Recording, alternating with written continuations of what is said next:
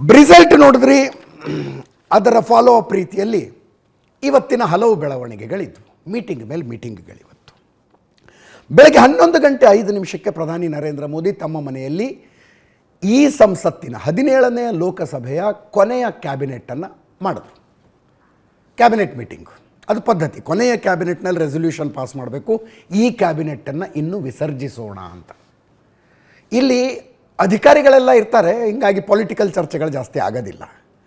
ಸಭೆಯಲ್ಲಿ ಹೇಳಿದ್ರಂತೆ, ಎಲೆಕ್ಷನ್ ರಿಸಲ್ಟ್ಗಳು ಯಾವಾಗಲೂ ನಾವು ಅಂದ್ಕೊಂಡಂಗೆ ಬರೋದಿಲ್ಲ, ಒಂದು ಸಲ ಜಾಸ್ತಿ ಆಗುತ್ತೆ, ಒಂದು ಸಲ ಕಡಿಮೆ ಆಗುತ್ತೆ, ತಲೆ ಕೆಡಿಸ್ಕೊಳ್ಳೋದು ಬೇಡ. 10 ವರ್ಷಗಳ ಕಾಲ ಹೆಂಗೆ ಕೆಲಸ ಮಾಡ್ಕೊಂಡು ಹೋಗಿದ್ವೋ ಅದೇ ರೀತಿಯಲ್ಲಿ ಕೆಲಸ ಮುಂದುವರಿಸ್ಕೊಂಡು ಹೋಗೋಣ ಅಂತ ಈ ಕ್ಯಾಬಿನೆಟ್ ಮೀಟಿಂಗ್ನಲ್ಲಿ ಅಷ್ಟೇ ಪ್ರಧಾನಮಂತ್ರಿಗಳು ಹೇಳಿದ್ರಂತೆ. ಇದಾದ ನಂತರ ಕ್ಯಾಬಿನೆಟ್ನಲ್ಲಿ ಒಪ್ಪಿಗೆಯನ್ನು ಪಡೆಯಲಾಯಿತು. ವಿಸರ್ಜನೆ, ಇನ್ನು ಈ ಕ್ಯಾಬಿನೆಟ್ ವಿಸರ್ಜನೆ, ಹೊಸ ಕ್ಯಾಬಿನೆಟ್ನಲ್ಲಿ ಭೇಟಿಯಾಗೋಣ ಅನ್ನೋ ಥರದ್ದು.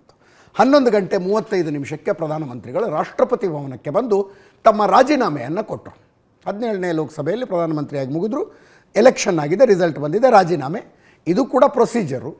ರಾಷ್ಟ್ರಪತಿಗಳ ಮನವಿ ಮಾಡಿಕೊಳ್ತಾರೆ, ಮುಂದಿನ ಸರ್ಕಾರ ಅಸ್ತಿತ್ವಕ್ಕೆ ಬರುವ ತನಕ ನೀವು ಹಂಗಾಮಿ ಪ್ರಧಾನಿಯಾಗಿ ಮುಂದುವರಿಬೇಕು ಅಂತ ಮನವಿ ಮಾಡಿಕೊಳ್ತಾರೆ. ಆ ಮನವಿಯನ್ನು ಒಪ್ಪಿಕೊಳ್ಳಲಾಗುತ್ತೆ. ಇದು ಪದ್ಧತಿ. 12:10 ರಾಜೀನಾಮೆಯನ್ನು ಪ್ರಧಾನಮಂತ್ರಿಗಳು ಸಲ್ಲಿಸಿದರು. ಅದಾದ ಮೇಲೆ ಸಂಜೆ NDA ಸಭೆ. ಈ ಸಭೆನೇ ಅತ್ಯಂತ ಕ್ರೂಷಿಯಲ್ ಆಗಿದ್ದದ್ದು. ಯಾರು ಬರ್ತಾರೆ, ಯಾರು ಬರೋದಿಲ್ಲ, ಬಂದವರೇನು ಹೇಳ್ತಾರೆ, ಸಭೆ ಸಾಂಗವಾಗಿ ನಡೆಯುತ್ತೋ ಅಥವಾ ಬೆಂಬಲ ಕೊಡುವುದಕ್ಕಿಂತ ಮುಂಚೆ ಇಂತಿಂಥ ಪ್ರಶ್ನೆಗಳಿಗೆ ಉತ್ತರ ಕೊಡಿ, ಒಂದು ಕಾಮನ್ ಮಿನಿಮಮ್ ಪ್ರೋಗ್ರಾಮ್ ಮಾಡೋಣ, ನಮ್ಮ ಪಕ್ಷಕ್ಕೆ ಏನು, ಈ ರೀತಿಯಾದ ಚರ್ಚೆಗಳು ಆಗ್ತವ ಅನ್ನುವ ಒಂದು ಸಂದೇಹ ಇತ್ತು. ಆನಂತರ ನಮ್ಮ ಪ್ರಶಾಂತ್ ಕ್ಲಿಯರ್ ಮಾಡಿದರು, ಓಪನ್ ಮೀಟಿಂಗ್ನಲ್ಲಿ ಆಗೋದಿಲ್ಲ ಅವೆಲ್ಲ ಅಂತ. ಒಂದು ಬ್ಯಾಕ್ ಡೋರ್ ಚಾನಲ್ಗಳಲ್ಲಿ ಒಂದು ಕನ್ಸೆನ್ಸಸ್ಸಿಗೆ ಬಂದಿರ್ತಾರೆ, ಫೋನ್ನಲ್ಲಿ ಮಾತಾಡಿರ್ತಾರೋ ಅಥವಾ BJP ಕಡೆಯಿಂದ ಒಬ್ಬರು ಯಾರೋ ಪ್ರತಿನಿಧಿ, ಅವರ ಕಡೆಯಿಂದ ಒಬ್ಬ ಪ್ರತಿನಿಧಿ ಯಾವುದೋ ಒಂದು ಜಾಗದಲ್ಲಿ ಕೂತ್ಕೊಂಡು ಒಂದು ಲಾರ್ಜರ್ ಪಿಕ್ಚರ್ನಲ್ಲಿ ಒಂದು ಕನ್ಸೆನ್ಸಸ್ಸಿಗೆ ಬಂದಿರ್ತಾರೆ. ಅದಾದ ನಂತರ ಮೀಟಿಂಗ್ ಆಗುತ್ತೆ. ಮೀಟಿಂಗ್ನಲ್ಲಿ ಕೊನೆಯಲ್ಲಿ ಒಂದು ಫೋಟೋ ಆಪರ್ಚುನಿಟಿ, ಫೋಟೋ ತೆಗೆಸ್ಕೊಳ್ಳೋದು. ಅದು ದೇಶಕ್ಕೆ ಸಂದೇಶ, ಇಷ್ಟು ಜನ ನೋಡಿ ನಾವು ಒಟ್ಟಿಗೆ ಇದ್ದೀವಿ ಅಂತ. ಟೆಕ್ನಿಕಲಿ ಆಮೇಲೆ ಬೇರೆ ಬೇರೆ ಇರ್ತವೆ. ಇವತ್ತೊಂದು ಹೆಜ್ಜೆ ಮುಂದೆನೇ ಹೋದ್ರಿ ಇವರು. ಇಷ್ಟು ಜನ ಇದ್ರಲ್ಲ, 15 ಪಕ್ಷಗಳ 21 ಜನ ಇದ್ದರು. BJP ಕಡೆಯಿಂದ ಮೋದಿ, JP ನಡ್ಡಾ, ರಾಜನಾಥ್ ಸಿಂಗು, ಅಮಿತ್ ಶಾ, JDSನಿಂದ ಕುಮಾರಸ್ವಾಮಿ ಅವರು ಕರ್ನಾಟಕದಿಂದ ಹೋಗಿದ್ದರು. ಈ ಕಡೆ ನೋಡಿ ಮೇಜರ್ ಕಿಂಗ್ ಮೇಕರ್ಸ್ ಇದ್ದಾರೆ, ಚಂದ್ರಬಾಬು ನಾಯ್ಡು, ನಿತೀಶ್ ಕುಮಾರು. ಇನ್ನೂ ಆ ಕಡೆ ಬಂದರೆ ಏಕನಾಥ್ ಶಿಂಧೆ, ಪ್ರಫುಲ್ ಪಟೇಲ್ NCPಯಿಂದ, ಮಾಂಜಿ ಬಿಹಾರದ ಇನ್ನೊಬ್ಬ ಕೀ ಪ್ಲೇಯರು. ಇಷ್ಟು ಜನ ಹಿಂಗೆಲ್ಲ ಸೇರ್ಕೊಂಡು ಮೀಟಿಂಗ್ ಆಗಿ ಫೋಟೋ ಆಪರ್ಚುನಿಟಿ ಆಯಿತು. ಒಂದು ಹೆಜ್ಜೆ ಮುಂದೆ ಹೋದರು ಅಂತ ಯಾಕೆ ಹೇಳಿದೆ ಅಂದರೆ, ಆಮೇಲೆ ಹೇಳಬೇಕು ಅಂದ್ಕೊಂಡಿದ್ದ ಸುದ್ದಿನ ಈಗಲೇ ಹೇಳ್ಬಿಡ್ತೀನಿ ನಾನು. ಚಂದ್ರಬಾಬು ನಾಯ್ಡು ನೆನ್ನೆ ಒಂದು ಪ್ರೆಸ್ ಮೀಟ್ ಕರೆದಿದ್ರು, ಏಕಾಏಕಿ ಕ್ಯಾನ್ಸಲ್ ಮಾಡಿಬಿಟ್ರು ಅದನ್ನ. ಪ್ರೆಸ್ ಮೀಟ್ ಕ್ಯಾನ್ಸಲ್ಲು ಅಂತ ನೆನ್ನೆನೂ ಹೇಳಿದೆ ನಾನು, ಏನಾರೂ ಆಗಬಹುದು.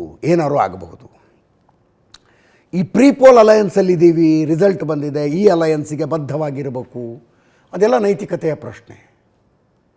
ಆಮೇಲೆ ನಂಬರ್ ಗೇಮ್ ಹೆಂಗೆ ಆಗುತ್ತೋ ಯಾವ್ರಿಗೆ ಗೊತ್ತು. ಈಗ ಮಹಾರಾಷ್ಟ್ರದಲ್ಲಿ ಶಿವಸೇನೆ BJP ಸೇರ್ಕೊಂಡು ಪ್ರೀಪೋಲ್ ಅಲಯನ್ಸ್, ಚುನಾವಣಾ ಪೂರ್ವ ಮೈತ್ರಿ ಮಾಡ್ಕೊಂಡು ಮ್ಯಾಂಡೇಟ್ ಪಡೆದಿದ್ವು ಅಲ್ಲಿ ರಾಜ್ಯ ಸರ್ಕಾರದಲ್ಲಿ, ವಿಧಾನಸಭೆಯಲ್ಲಿ. ಅದಾದ ಮೇಲೆ BJPಗೂ ಶಿವಸೇನೆಗೂ ಭಿನ್ನಾಭಿಪ್ರಾಯ ಬಂತು. ಉದ್ಧವ್ ಠಾಕ್ರೆ ಏನಂದರು, ನಿಮ್ಮ ಜೊತೆ ಬರಲ್ಲ, ನಾನು ಕಾಂಗ್ರೆಸ್ ಜೊತೆಗೆ ಹೋಗಿ ಸರ್ಕಾರ ಮಾಡ್ತೀನಿ ಅಂದರು. ಹಾಗೆ ಇಲ್ಲೇನಾರು ಆದರೆ ಅನ್ನುವ ಸಂಶಯಗಳಿದ್ದು. ಯಾವಾಗ ಚಂದ್ರಬಾಬು ನಾಯ್ಡು ಪ್ರೆಸ್ ಮೀಟ್ ಬೇರೆ ಕ್ಯಾನ್ಸಲ್ ಮಾಡಿಬಿಟ್ರು, ಇದೇನೋ ಆಗ್ತಿದೆ ಒಳಗಿಂದೊಳಗೆ ಅಂತ. ಆದರೆ ನಿನ್ನೆ ರಾತ್ರಿ ತೆಲುಗು ದೇಶಂ ಪಕ್ಷದ ಅಧಿಕೃತ ಟ್ವಿಟರ್ ಹ್ಯಾಂಡಲ್ನಿಂದ ಒಂದು ಟ್ವೀಟ್ ಬಂತು, ನಾವು NDAನಲ್ಲಿದ್ದೀವಿ ಅಂತ. ಬೆಳಗ್ಗೆ ಪ್ರೆಸ್ ಮೀಟು ಮಾಡಿದ್ರು ಚಂದ್ರಬಾಬು ನಾಯ್ಡು. ಪ್ರೆಸ್ ಮೀಟ್ನಲ್ಲಿ ಕ್ಲಾರಿಟಿ ಕೊಟ್ಟರು. ಅಷ್ಟು ಬಹಿರಂಗವಾಗಿ ಪ್ರೆಸ್ ಮೀಟ್ನಲ್ಲೇ ಕ್ಲಾರಿಟಿ ಕೊಟ್ಟ ಮೇಲೆ TDP ಈ ಕಡೆ ಬರುತ್ತೆ ಅನ್ನೋದು ಸಂಶಯ ಇಲ್ಲ, ನಿಸ್ಸಂಶಯ ಅದು. ಆದರೆ ನಿತೀಶ್ ಕುಮಾರು ಈ ಕ್ಷಣದ ತನಕ ಒಂದು ಹೇಳಿಕೆ ಕೊಟ್ಟಿಲ್ಲ ರಿಸಲ್ಟ್ ಬಗ್ಗೆ, ಒಂದು ಟ್ವೀಟ್ ಮಾಡಿಲ್ಲ. ರಿಸಲ್ಟ್ ಬಂದ ಮೇಲೆ ಪರಿಸರ ದಿನದ ಶುಭಾಶಯಗಳು ಅಂತ ಟ್ವೀಟ್ ಮಾಡಿದ್ದಾರೆ ಅವರು, ಪರಿಸರದ ದಿನದ ಶುಭಾಶಯಗಳು ಅಂತ. ಆವಾಗ ಇಂದಿರಾ ಗಾಂಧಿಯ ವಿರುದ್ಧ ಹೋರಾಡುವಾಗ ಜಯಪ್ರಕಾಶ್ ನಾರಾಯಣ್ ಇವರೆಲ್ಲರ ರಾಜಕೀಯ ಗುರು, ನಿತೀಶ್ ಕುಮಾರು, ಲಾಲು ಪ್ರಸಾದ್ ಯಾದವ್, ಆ ಕಡೆ ಮುಲಾಯಂ ಸಿಂಗ್ ಇವರೆಲ್ಲರ ರಾಜಕೀಯ ಗುರು ನಿತೀಶ್ ಕುಮಾರ್, ಇವರು JP ಜಯಪ್ರಕಾಶ್ ನಾರಾಯಣ್ ಟೋಟಲ್ ರೆವಲ್ಯೂಷನಿಗೆ ಕಾಲ್ ಕೊಟ್ಟಿದ್ದರು. ಆ ದಿನಾಚರಣೆ ಅಂತ ಇವತ್ತು ಅದಕ್ಕೆ ಶುಭಾಶಯ ಕೋರಿದ್ದಾರೆ. ರಿಸಲ್ಟ್ ಬಗ್ಗೆ ಒಂದು ಟ್ವೀಟ್ ಇಲ್ಲ, ಒಂದು ಮಾತಿಲ್ಲ, ಒಂದು ಟ್ವೀಟ್ ಇಲ್ಲ, ಒಂದು ಮಾತಿಲ್ಲ, ಮಾಧ್ಯಮಗಳಿಗೆ ಸಿಕ್ಕಿಲ್ಲ. ಹಂಗಿದ್ದಾಗ ಸಂಶಯ ಬಂದೇ ಬರೋದು ಸಹಜ ಅಲ್ವಾ? ಏನು ಮಾಡ್ತಾರೆ ನಿತೀಶ್ ಕುಮಾರು? BJP ಅವ್ರು ಮೊದಲೇ ಇವ್ರನ್ನ ಪಲ್ಟು ರಾಮ್ ಅಂತ ಕರೀತಿದ್ರು. ಒಂದು ಸಲ ಆ ಕಡೆ ಹೋಗ್ತಾರೆ, ಒಂದು ಸಲ ಈ ಕಡೆ ಹೋಗ್ತಾರೆ ಅಂತ. ಈ ಸಲನೂ ಆ ಕಡೆ ಹೋಗುವ ತೀರ್ಮಾನಕ್ಕೆ ಯಾರು ಬಂದ್ರ? ಸಂಶಯಗಳಿದ್ದವು. ಬೆಳಗ್ಗೆ ದಿಲ್ಲಿಗೆ ಹೊರಟರು. ದಿಲ್ಲಿಯಲ್ಲಿ NDA ಮೀಟಿಂಗು ಇದೆ, INDA ಮೀಟಿಂಗು ಇದೆ. ಯಾವ ಮೀಟಿಂಗಿಗೆ ಅಂತ ಬರ್ತಿದ್ದಾರೆ ಅನ್ಕೋಬೇಕು. ಆ KC ತ್ಯಾಗಿ ಅಂತ ರಾಜ್ಯಸಭಾ ಸದಸ್ಯರು, ನಿತೀಶ್ ಕುಮಾರ್ ಆಪ್ತರು, ಅವರು ಮಾಧ್ಯಮಗಳಿಗೆ ಹೇಳಿಕೆ ಕೊಟ್ಟರು, ನಾವು NDAದಲ್ಲಿ ಇದ್ದೀವಿ ಅಂತ. ಬಟ್ ನಿತೀಶ್ ಕುಮಾರ್ಗೊಂದು ಟ್ವೀಟ್ ಮಾಡ್ಬೋದಾಗಿತ್ತು, ಒಂದು ಹೇಳಿಕೆ ಕೊಟ್ಟು ನಾವು NDAದಲ್ಲಿ ಇದ್ದೀವಪ್ಪ ಹೇಳಿದರೆ ಮುಗಿದು ಹೋಗ್ತಿತ್ತು. ಅದು ಅಷ್ಟು ಏನೋ ಒಂದು ಮಾತಿಲ್ಲ, ಕತೆ ಇಲ್ಲ. ಬೆಳಗ್ಗೆ ಎದ್ದು ಡೆಲ್ಲಿಗೆ ಹೊರಟರು. ಯಾವ ಮೀಟಿಂಗಿಗೆ ಹೋಗ್ತಾರೆ ಗೊತ್ತಿಲ್ಲ. ಫ್ಲೈಟ್ ಹತ್ತಿದ್ರು. ಹಿಂದ್ಗಡೆ ಸೀಟ್ನಲ್ಲಿ ನೋಡಿದ್ರೆ ತೇಜಸ್ವಿ ಯಾದವ್, ಲಾಲು ಪ್ರಸಾದ್ ಯಾದವ್ ಮಗ, RJD ಮುಖಂಡ ತೇಜಸ್ವಿ ಯಾದವ್ ಹಿಂದ್ಗಡೆ ಸೀಟ್ನಲ್ಲಿ. ಈ ವಿಡಿಯೋ ಬಂತಲ್ಲ, ನಮಗೆ ಹಂಗಿದ್ರೆ ಗಾಡಿ ಇದು INDA ಕಡೆಗೆ ಹೊಂಟಿದೆ, ಕಾಂಗ್ರೆಸ್ಸನ್ನು ಒಳಗೊಂಡಿರುವ ಮೈತ್ರಿಕೂಟದ ಕಡೆ ಹೊಂಟಿದೆ ಅಂತ. ಬಟ್ ಆಮೇಲೆ ಕೀನ್ಲಿ ಅಬ್ಸರ್ವ್ ಮಾಡಿದ್ರೆ it was a commercial flight. ಯಾವುದೋ ಚಾರ್ಟರ್ಡ್ ಫ್ಲೈಟ್ನಲ್ಲಿ ಬರ್ತಿರಲಿಲ್ಲ ಅವರು. ಈ ಕಮರ್ಷಿಯಲ್ ಫ್ಲೈಟನ್ನು ಈಗ ನಾವು ಬುಕ್ ಮಾಡ್ತೀವಲ್ಲ, ದಿಲ್ಲಿಗೆ ಹೋಗ್ಬೇಕು ಅಂದರೆ ಯಾವುದಿದೆಯಪ್ಪ ಫ್ಲೈಟ್ ಅಂತ ನೋಡ್ಕೊಂಡು ಬುಕ್ ಮಾಡ್ತೀವಿ. ಹಾಗೆ ಕಮರ್ಷಿಯಲ್ ಫ್ಲೈಟು. ಇದು ಗೊತ್ತಾಗಿದ್ದು ಆ ಸೀಟ್ಗಳನ್ನು ನೋಡಿದಾಗ. ಚಾರ್ಟರ್ಡ್ ಫ್ಲೈಟ್ನಲ್ಲಿ ಕೂತ್ಕೊಳ್ಳೋಕೆ ಎದರ ಬದರ ಕೂತ್ಕೋತಾರೆ. ಇದು ಕಮರ್ಷಿಯಲ್ ಫ್ಲೈಟ್ನ ಬಿಸ್ನೆಸ್ ಕ್ಲಾಸ್ ಟಿಕೆಟ್. ಇದು ಇಬ್ಬರು ದಿಲ್ಲಿಗೆ ಬರಬೇಕು, ಇಬ್ಬರು ಒಂದೇ ವಿಮಾನ ಬುಕ್ ಮಾಡಿದ್ದಾರೆ. I don't think it is very coincidence. ಇಬ್ಬರು ಒಂದೇ ವಿಮಾನ ಬುಕ್ ಮಾಡಿಬಿಟ್ಟಿದ್ದಾರೆ, ಒಟ್ಟೊಟ್ಟಿಗೆ ಬರ್ತಾ ಇದ್ದಾರೆ. ಈ ವಿಡಿಯೋ ಫಸ್ಟಿಗೆ ಬಂತು. ನಾವೇನು ಅಂದ್ಕೊಂಡ್ವಿ ಕಮರ್ಷಿಯಲ್ ಫ್ಲೈಟ್ನಲ್ಲಿ ಏನೋ ಬುಕ್ ಆಗಿರ್ಬೇಕು ಬಿಡಿ ಅಂತ. ಆಮೇಲೆ ಒಂದು ಫೋಟೋ ಬಂತು. ಇದು ಫ್ಲೈಟ್ ಟೇಕ್ ಆಫ್ ಆಗೋದಕ್ಕಿಂತ ಮುಂಚೆ. ಇದು ಟೇಕ್ ಆಫ್ ಆದಮೇಲೆ ನಿತೀಶ್ ಕುಮಾರು ತೇಜಸ್ವಿ ಯಾದವ್ ಅಕ್ಕಪಕ್ಕ ಕೂತ್ಕೊಂಡ್ಬಿಟ್ಟಿದ್ದಾರೆ. ಅದನ್ನು ನೋಡಿದ ಮೇಲಂತೂ ನಿತೀಶ್ ಕುಮಾರ್ ಹಂಗಿದ್ರೆ ಹೋದರು ಕಾಂಗ್ರೆಸ್ ಜೊತೆಗಿನ ಮೈತ್ರಿಗೆ. NDA ಸರ್ಕಾರ ರಚನೆ ಆಗೋದು ಡೌಟು ಅಂತ ನಾವು ನಂಬರ್ ಲೆಕ್ಕಾಚಾರ ಹಾಕೋಕ್ಕೆ ಶುರು ಮಾಡಿದ್ವಿ. ನಿತೀಶ್ ಆ ಕಡೆ ಹೋದರೆ ಹೆಂಗೆ ನಂಬರ್ ಗೇಮ್ ಚೇಂಜ್ ಆಗುತ್ತೆ? NDA ಸರ್ಕಾರ ಬರೋದಕ್ಕೆ ಆಗೋದಿಲ್ವ? INDA ಸರ್ಕಾರ ಮಾಡೋದು ಸುಲಭವ? ಈ ರೀತಿಯ ಫೋಟೋ ಒಂದು ಸಲ ತೋರಿಸಿ ಅದನ್ನ. ಈ ಫೋಟೋ ನೋಡಿ. ಫ್ಲೈಟ್ ಟೇಕ್ ಆಫ್ ಆದಮೇಲೆ ಬಂದು ಅಕ್ಕಪಕ್ಕ ಕೂತ್ಕೊಂಡ್ಬಿಟ್ಟಿದ್ದಾರೆ. ಬದ್ಧ ರಾಜಕೀಯ ವಿರೋಧಿಗಳು. ಎಷ್ಟು ತಿಂಗಳ ಹಿಂದಿನ ತನಕ ಅವ್ರದ್ದು 3-4 ತಿಂಗಳ ಹಿಂದಿನ ತನಕ ಅವರ ಜೊತೆಗಿನ ಮೈತ್ರಿಯಲ್ಲೇ ಇದ್ದಂಥವ್ರು ಬಿಟ್ಟು ಬಂದು BJP ಜೊತೆಗಿನ ಮೈತ್ರಿ NDA ಸೇರ್ಕೊಂಡ್ರು. ಆ್ಯಕ್ಚುಲಿ INDA ಸೃಷ್ಟಿಗೆ ಕಾರಣಕರ್ತರಾದಂಥವ್ರು ನಿತೀಶ್ ಕುಮಾರ್. ಲಾಸ್ಟ್ ಇಯರ್ ಜೂನ್ನಲ್ಲಿ ಪಾಟ್ನಾದಲ್ಲಿ ಫಸ್ಟ್ ಮೀಟಿಂಗ್ ಮಾಡಿ ಹಿಂಗೆ ಇದ್ದರೆ ಮೋದಿನ ಸೋಲ್ಸೋದಕ್ಕಾಗೋದಿಲ್ಲ, ಬನ್ನಿ ನಾವೆಲ್ಲ ಒಗ್ಗಟ್ಟಾಗೋಣ ಅಂತ ಸೇರಿಸ್ಕೊಂಡ್ರು. ಆದರೆ ಅವರಿಗೆ INDA ಮೈತ್ರಿಕೂಟದ ಕನ್ವೀನಿಯರ್ ಆಗಬೇಕಾಗಿತ್ತು. ಕಾಂಗ್ರೆಸ್ ಒಪ್ಪಲಿಲ್ಲ, ಬೇರೆ ಬೇರೆ ಪಕ್ಷಗಳು ಒಪ್ಪಲಿಲ್ಲ ಅಂತ ಬಿಟ್ಟು ಈ ಕಡೆ ಬಂದರು. ಈ ಕಡೆ ಬಂದಿದ್ದು ನೋಡಿ, ಈಗ ಈಸ್ ದ ಕಿಂಗ್ ಮೇಕರ್. ಹಾಗೆ ರಾಜಕಾರಣದಲ್ಲಿ ಯಾವಾಗ ಏನು ಬದಲಾಗುತ್ತೋ ಹೇಳೋದಕ್ಕೆ ಬರೋದಿಲ್ಲ. ಒಟ್ಟಿನಲ್ಲಿ ಫ್ಲೈಟ್ ಟೇಕ್ ಆಫ್ ಆಗೋದಕ್ಕಿಂತ ಮುಂಚೆ ಹಿಂದೆ ಮುಂದೆ ಸೀಟ್ನಲ್ಲಿ ಕೂತಂಥವ್ರು ಟೇಕ್ ಆಫ್ ಆದಮೇಲೆ ಅಕ್ಕಪಕ್ಕದ ಸೀಟ್ನಲ್ಲಿ ಕೂತ್ಕೊಂಡ್ರು. ಮತ್ತು ಡೌಟ್ ಬರೋಕ್ಕೆ ಶುರುವಾಯಿತು. ಇವರ ಕಾರುಗಳು ಎಲ್ಲಿಗೆ ಹೋಗಿ ನಿಂತ್ಕೊಳ್ತಾವೆ ಅನ್ನೋದು ಕನ್ಫರ್ಮ್ ಆಗೋ ತನಕ ಏನೂ ಹೇಳೋಕ್ಕೆ ಬರೋದಿಲ್ಲ ಅಂತ. ಏರ್ಪೋರ್ಟ್ನಲ್ಲಿ ಇಬ್ಬರು ಹೊರಗೆ ಬಂದರು. ನಿತೀಶ್ ಕುಮಾರ್ ಒಂದು ಮಾತು ಮಾತಾಡಲಿಲ್ಲ. ತೇಜಸ್ವಿ ಯಾದವ್ ಏನಿಲ್ಲ, ಅದು ಇದು ರಾಜಕೀಯ ಮಾತಾಡೋದು ಅಷ್ಟೇ ಅಂದರು. ಆಮೇಲೆ ಕಾರು, ಈಗ ನಿತೀಶ್ ಕುಮಾರ್ ಗಾಡಿ ಹತ್ಕೊಂಡು ಮೋದಿ ಮನೆ ಕಡೆ ಹೋದರೆ NDAದಲ್ಲಿದ್ದಾರೆ ಅಂತ, ಹಾಗೆ ಗಾಡಿ ಖರ್ಗೆ ಅವ್ರ ಮನೆ ಕಡೆ ತಿರುಗಿಬಿಟ್ರೆ ಆ ಒಂದು ಕುತೂಹಲ ಇತ್ತು. ಅಂತಿಮವಾಗಿ ಇಲ್ಲ ಮೋದಿ ಮನೆಗೆ ಬಂದರು ಅಂತ. ಅಲ್ಲಿಗೆ ಸಂಶಯಗಳ ಬಗೆಹರಿದು. ಅಷ್ಟು ಏನೋ ನಿತೀಶ್ ಕುಮಾರ್ ಅವರ ನಡೆ ಇವತ್ತು ಟೆನ್ಷನ್ ಕೊಟ್ಬಿಡ್ತು. ಆಮೇಲೆ ಮೋದಿ ಅವರ ಮನೆಯಲ್ಲಿ NDA ಮಿತ್ರಕೂಟದ ಸಭೆ ನಡೀತು. 15 ಪಕ್ಷಗಳ 21 ನಾಯಕರು. ಮೋದಿ, JP ನಡ್ಡಾ, ರಾಜನಾಥ್ ಸಿಂಗ್, ಅಮಿತ್ ಶಾ BJPಯಿಂದ ಇದ್ದರು.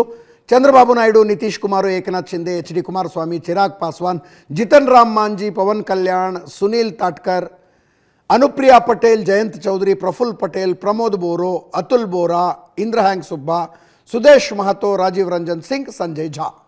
JDUನ ಸಂಜಯ್ ಝಾ ಅವರು, ಕಾಂಗ್ರೆಸ್ನಲ್ಲಿ ಒಬ್ಬರಿದ್ದಾರೆ, ಕನ್ಫ್ಯೂಸ್ ಮಾಡ್ಕೋಬೇಡಿ. ಇಷ್ಟು ಜನ ನಾಯಕರುಗಳು ಸೇರಿಕೊಂಡು ಸಭೆ ಮಾಡಿದ್ರು. ಸಭೆಯಲ್ಲಿ ಎಲ್ಲರೂ 2-2 ನಿಮಿಷ ಮಾತಾಡಿ ಅಂದ್ರಂತೆ. ಮೋದಿಯವರು ಎಲ್ಲರೂ ಮಾತಾಡಿದ್ದಾರೆ. ಅದಾದಮೇಲೆ ತಾವು ಒಂದು 5 ನಿಮಿಷ ಮಾತಾಡಿದ್ರಂತೆ.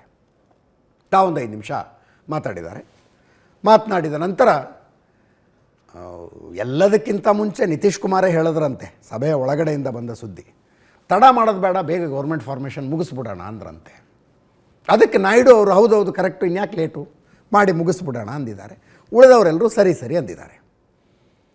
ಆಮೇಲೆ ಒಂದು ನಿರ್ಣಯವನ್ನು ಅಂಗೀಕರಿಸಿದ್ದಾರೆ. ಏನಂತ? 3 ನಿರ್ಣಯಗಳು ಆ್ಯಕ್ಚುಲಿ. ಒಂದೇ ಪ್ಯಾರಾದಲ್ಲಿ ಬಂದಿರೋದು, ಇಲ್ಲೇ ಇದೆ ನೋಡಿ, ಕಾಪಿ ಇದೆ ಇಲ್ಲಿ. ಇದರದ್ದು ಕನ್ನಡ ಅನುವಾದನ ಹೇಳ್ತೀನಿ ನಾನು. ದೇಶದ 140 ಕೋಟಿ ಜನ ಕಳೆದ 10 ವರ್ಷಗಳಲ್ಲಿ ಮೋದಿ ನೇತೃತ್ವದಲ್ಲಿ ದೇಶವು ಪ್ರತಿಯೊಂದು ಕ್ಷೇತ್ರದಲ್ಲೂ ಅಭಿವೃದ್ಧಿ ಹೊಂದಿರುವುದನ್ನು ನೋಡಿದ್ದಾರೆ. ಜನ 6 ದಶಕಗಳ ನಂತರ ಸತತ 3ನೇ ಬಾರಿಗೆ ಸಂಪೂರ್ಣ ಬಹುಮತದೊಂದಿಗೆ ಪ್ರಬಲ ನಾಯಕತ್ವವನ್ನು ಆಯ್ಕೆ ಮಾಡಿದ್ದಾರೆ. ಮೋದಿ ನೇತೃತ್ವದಲ್ಲಿ 2024ರ ಲೋಕಸಭಾ ಚುನಾವಣೆಯಲ್ಲಿ NDA ಒಗ್ಗಟ್ಟಿನಿಂದ ಹೋರಾಡಿ ಗೆದ್ದಿರುವುದು ನಮ್ಮೆಲ್ಲರಿಗೂ ಹೆಮ್ಮೆ ತಂದಿದೆ. NDA ನಾಯಕ ನರೇಂದ್ರ ಮೋದಿ ಅವರನ್ನು ನಾವೆಲ್ಲರೂ ಸರ್ವಾನುಮತದಿಂದ NDA ನಾಯಕನನ್ನಾಗಿ ಆಯ್ಕೆ ಮಾಡುತ್ತೇವೆ. ದೇಶದ ಅಭಿವೃದ್ಧಿಗಾಗಿ NDA ಕೆಲಸ ಮುಂದುವರಿಸಲಿದೆ. ಮೋದಿ ನೇತೃತ್ವದ NDA ಸರ್ಕಾರ ಭಾರತದ ಬಡವರು, ಮಹಿಳೆಯರು, ಯುವಕರು, ರೈತರು, ಶೋಷಿತ, ವಂಚಿತ ಮತ್ತು ತುಳಿತಕ್ಕೊಳಗಾದ ನಾಗರಿಕರ ಸೇವೆಗೆ ಬದ್ಧವಾಗಿದೆ. ಭಾರತದ ಸರ್ವತೋಮುಖ ಅಭಿವೃದ್ಧಿಗಾಗಿ ಜನರ ಜೀವನ ಮಟ್ಟ ಸುಧಾರಿಸುವ ನಿಟ್ಟಿನಲ್ಲಿ NDA ಸರ್ಕಾರವು ಕೆಲಸ ಮುಂದುವರಿಸುತ್ತದೆ. ಈ ನಿರ್ಣಯವನ್ನು ಜೂನ್ 5, 2024ರಂದು ನವದೆಹಲಿಯಲ್ಲಿ ಸರ್ವಾನುಮತದಿಂದ ಅಂಗೀಕರಿಸಲಾಯಿತು ಅಂತ ಬರೆದು ಎಲ್ಲರದ್ದು ಸೈನ್ ತಗೊಂಡಿದ್ದಾರೆ. ಈಗ ಇದೆ ನರೇಂದ್ರ ಮೋದಿಯವರಿಗೆ ಚಾಲೆಂಜು ಅನ್ನೋದು ಇನ್ನು ಮುಂದೆ. ಅವರ ರಾಜಕೀಯ ಬದುಕಿನಲ್ಲಿ ಈ ಎಕ್ಸ್ಪೀರಿಯನ್ಸ್ ಇಲ್ಲ. ನೀವು ನೋಡ್ತಾ ಬನ್ನಿ, 2001ರಲ್ಲಿ ಗುಜರಾತ್ನ ಮುಖ್ಯಮಂತ್ರಿ ಆದರು. 2002 ಅದ್ಭುತವಾದ ಗೆಲುವು. 2007ರ ಚುನಾವಣೆ ಬರುತ್ತೆ, ಗೆಲುವು. 2012ರ ಚುನಾವಣೆ ಬರುತ್ತೆ, ಗೆಲುವು. ಅದಕ್ಕಿಂತ ಮುಂಚೆ ಒಂದು ಗ್ರಾಮ ಪಂಚಾಯತ್ ಮೆಂಬರು ಅಲ್ಲ ಅವರು, ಗ್ರಾಮ ಪಂಚಾಯತ್ ಮೆಂಬರು ಅಲ್ಲ, ಸೀದಾ ಕರ್ಕೊಂಬಂದಿದ್ದು ನೀವು ಗುಜರಾತ್ನ ಮುಖ್ಯಮಂತ್ರಿ ಅಂತ ಕೂಡಿಸಿದ್ದವ್ರನ್ನ. ಆ ಕಥೆ ಭಾಳ ಇಂಟ್ರೆಸ್ಟಿಂಗ್ ಇದೆ, ಹಿಂದೆ ಹೇಳಿದ್ದೀನೋ ಅಥವಾ ಇನ್ಯಾವಾಗಾರು ಹೇಳೋಣಂತೆ. ಹೆಂಗೆ ಮುಖ್ಯಮಂತ್ರಿಯಾಗಿ ಆಯ್ಕೆ ಆದರು ಮೋದಿ ಅಂತ? 2001ರಲ್ಲಿ, 2002ರಲ್ಲಿ ಚುನಾವಣೆ ಬಂತು, 2007ರಲ್ಲಿ ಚುನಾವಣೆ, 2012ರಲ್ಲಿ ಚುನಾವಣೆ. 3 ಚುನಾವಣೆಗಳನ್ನು ಈಸಿಯಾಗಿ ಗೆದ್ಕೊಂಡ್ಬಿಟ್ರು. 2012ರಲ್ಲಿ ಗುಜರಾತ್ನ ಮುಖ್ಯಮಂತ್ರಿಯಾಗಿ ಆಯ್ಕೆ ಆದರು. 2014ರಲ್ಲಿ ಲೋಕಸಭಾ ಚುನಾವಣೆ ಬಂತು, ಪ್ರಧಾನಿ ಅಭ್ಯರ್ಥಿ ಆದರು. ಅಲ್ಲಿ ತನಕ ಲೋಕಸಭೆಗೆ ಬಂದವರಲ್ಲ, ಸಂಸತ್ತಿಗೆ ಬಂದವರಲ್ಲ, ಗೆಲುವು. 272 ಮೆಜಾರಿಟಿಗೆ ಬೇಕಾಗಿತ್ತು, 282 ಗೆತ್ತು BJP. 30 ವರ್ಷಗಳ ನಂತರ ಒಂದು ಪಕ್ಷ ಸಂಪೂರ್ಣ ಬಹುಮತದೊಂದಿಗೆ ಅಧಿಕಾರಕ್ಕೆ ಬಂದಿದೆ 2014ರಲ್ಲಿ. 30 ವರ್ಷಗಳ ನಂತರ. ನೆಕ್ಸ್ಟ್ 2019 ಹಿಂದಿನ ಪರ್ಫಾರ್ಮೆನ್ಸ್ ಇಂಪ್ರೂವ್ ಆಯಿತು. 303 ಇದ್ದದ್ದು 282 ಇದ್ದದ್ದು 303 ಆಯಿತು. ಮತ್ತೊಮ್ಮೆ ದೊಡ್ಡ ಗೆಲುವಿನೊಂದಿಗೆ.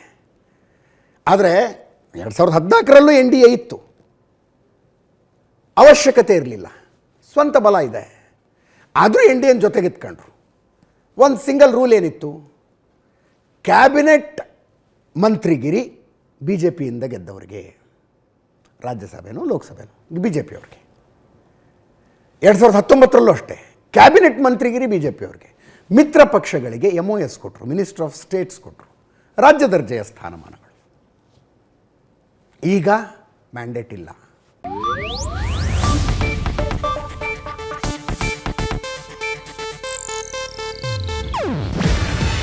ಇದು ಏಷ್ಯಾನೆಟ್ ನ್ಯೂಸ್ ನೆಟ್ವರ್ಕ್ ಪ್ರಸ್ತುತಿ. ನೀವು ನೋಡ್ತಿದ್ದೀರಾ ಏಷ್ಯಾನೆಟ್ ಸುವರ್ಣ ನ್ಯೂಸ್.